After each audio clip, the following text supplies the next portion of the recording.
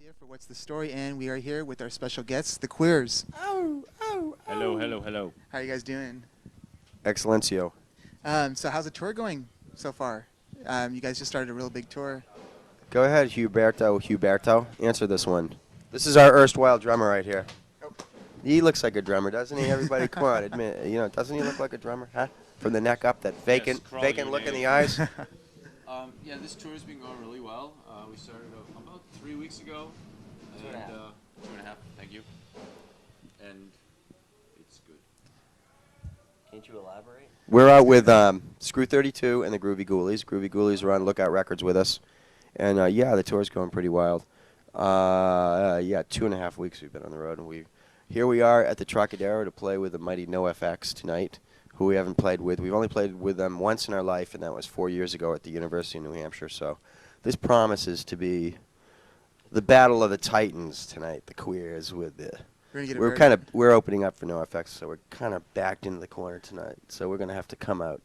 We're going to have to come out playing our butts off if we can. I don't even know if I can talk tonight, but Very diverse crowd tonight, right? Yeah, it promises to be this. Yeah, there's going to be a real cool, cute mix of people out there today. So I don't know. It's kind of interesting because NoFX, I have no idea how much our audience overlaps, but certainly we see a lot of NoFX shirts out there on the road. So I don't know. It's going to be fun, and Screw 32 and Ghoulies. We've had a fun tour. It's been a blast.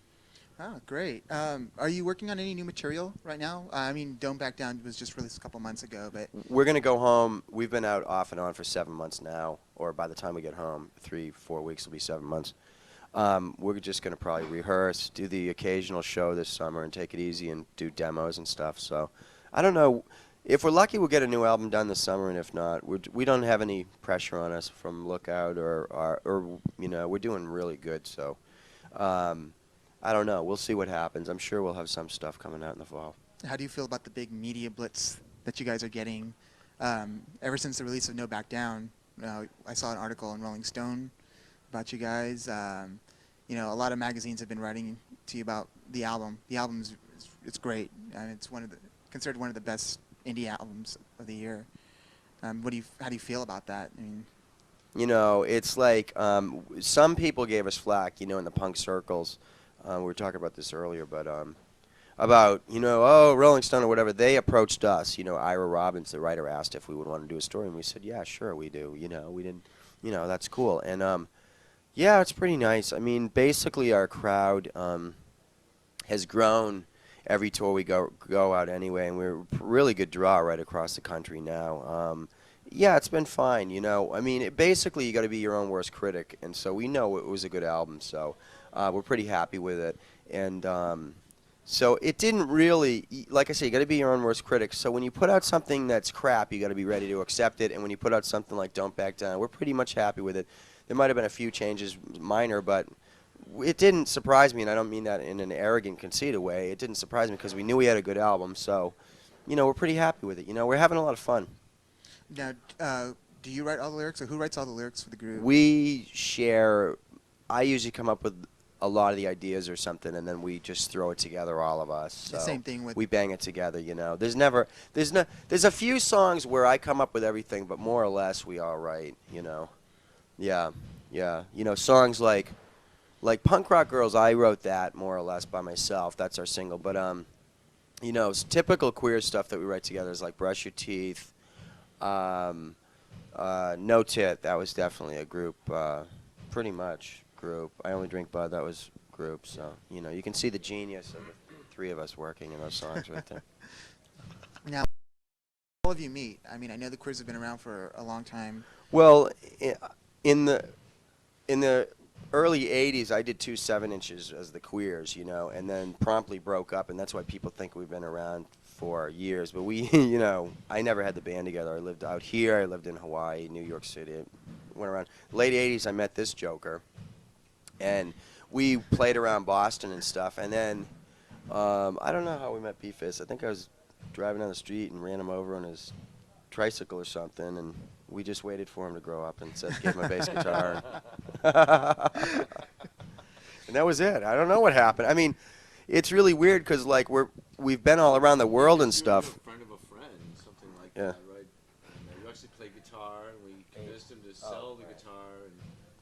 He did play guitar. Yeah.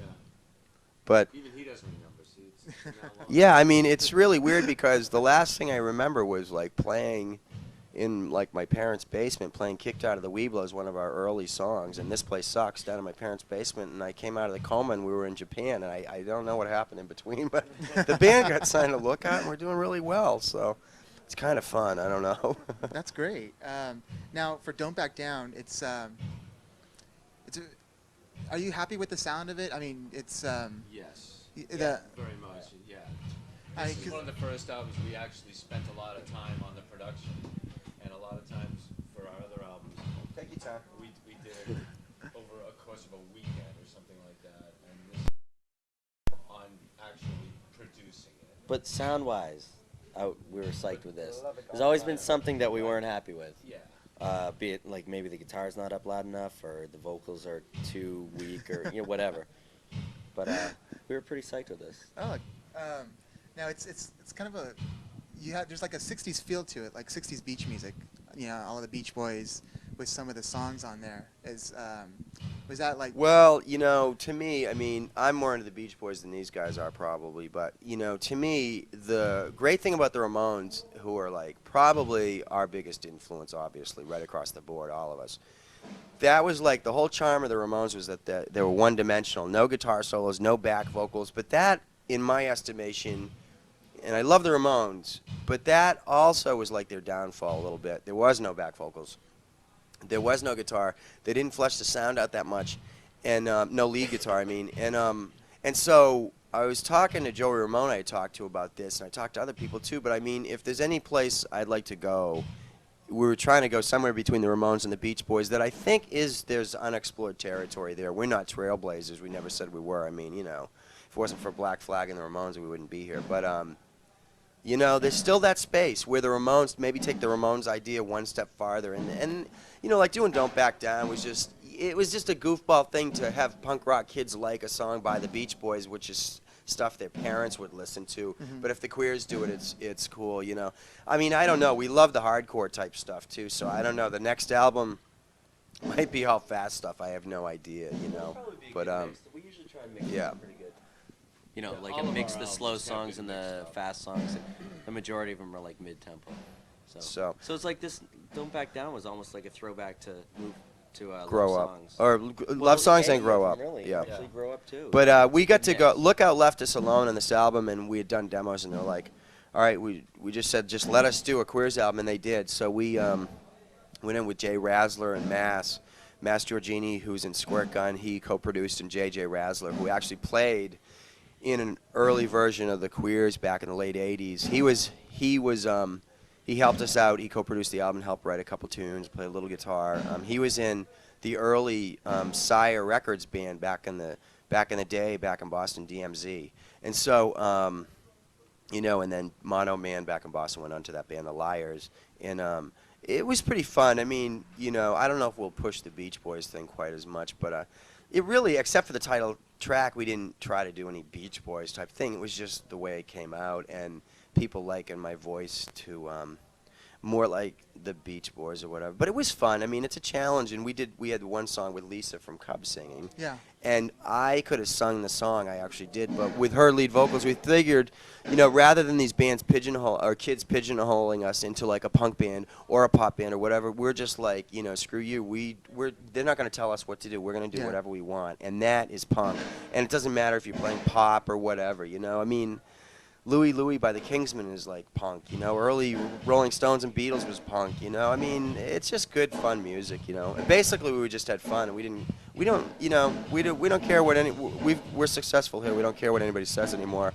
So that's where once you get to the point where nobody can hurt you and you don't give a shit, then where we were at this album, we just said, all right, we're gonna do this album, and it came out great because it was a Queers album because people left us alone, and people say, oh, you're sellouts or this album's mellow, and if we wanted to sell out, we wouldn't have had a song called No Tit to start off our album, quite frankly. We wouldn't have done Brush Your Teeth. We wouldn't have done I'm Okay, You're Fucked. I don't know if this can get on the show, but we you can know. always leave it out. It's no, Yeah, it's no big deal. Free form. So, but it's, I don't know, I'm pretty as excited now about what's around the bend in the river for the band, you know, because we got past a certain point, and then it's just, you know, we're still excited about playing. And that was a thing when I talked to Joey Ramone on the phone about possibly doing something with us. It struck me that Joey Ramone, who's toured way more than the Queers have ever toured, though probably he didn't have to schlep it quite as much, but he was still excited. You know, the Ramones broke up, and he was still excited about possibly working with us, or certainly, you know, he said working with Ronnie Spector. You talked to her. I mean, you know, Joey Ramone. You know, he's done it all. He's seen it all. He's made it, and he's still excited about music. You know, and it's a good lesson for all of us. You know, like in punk rock. You know. It's just a bunch of kids. You know, what's that analogy? It's just like life's a great big balloon with a bunch of little kids running around trying to poke holes in it, and that's how it is with us. You know, if you get more famous, like Rancid or Green Day, they're great guys, you know? I mean, screw all these kids who think they sold out or whatever. I mean, you know, they made it, and more power to them, and that's, you know, we've made it at the level we're at, too. You know, we got friends all over the place. We traveled. We've seen the world. So, you know, it's all gravy from here on in. Is there anybody that you'd like to work with on the next album? I'd like to work with Andy Paley and Brian Wilson from the Beach Boys and Joey Ramone and Kim from the Muffs, Kim Shattuck from the Muffs. But I don't know if it'll happen. But I think it could. You know, Andy Paley's good friends with Brian Wilson from the Beach Boys. I talked to him. I don't know. You know, basically we're at the level now where we can do more or less what we want. The only problem is we got to make sure it doesn't get into like some big, overproduced thing, some Ishtar of an album. Thank you. So, but I mean, I'd be just as excited to produce it ourselves again. You know, I mean that was a pretty good time. So we're at the level now, and not to be conceited or arrogant, but we could go produce ourselves and come out with a great, successful album. And so we don't really. It's nice to know you don't need people. I mean, I told Joey Ramone. We would love to work with Joey Ramone because he's such an inspiration, but not because we don't want to work with Andy Paley and Brian Wilson or Joey Ramone because that would get us that #1 hit and we'd sell 1 million albums and make $1 million. That's not why I would want to work with them. We want to work with them because they're into that music we're into, you know, and that's the whole buzz, you know. I mean, music. You don't need drugs. You don't need booze. I mean, it's the biggest buzz in the world to get on stage and play and have a bunch of kids singing the lyrics to your stupid songs that you wrote when you were sitting on the toilet back in New Hampshire. You know, I mean, it's pretty funny, you know. But that's the whole thing about punk. It's funny. I don't know. There's no humor in it. Everybody's too serious all of a sudden, you know. It's big business or something. And, you know, I don't know. But it's been really fun. We're really happy with our audience and stuff. Great. Well, I'd like to thank the Queers for taking time to speak with us. Goodbye.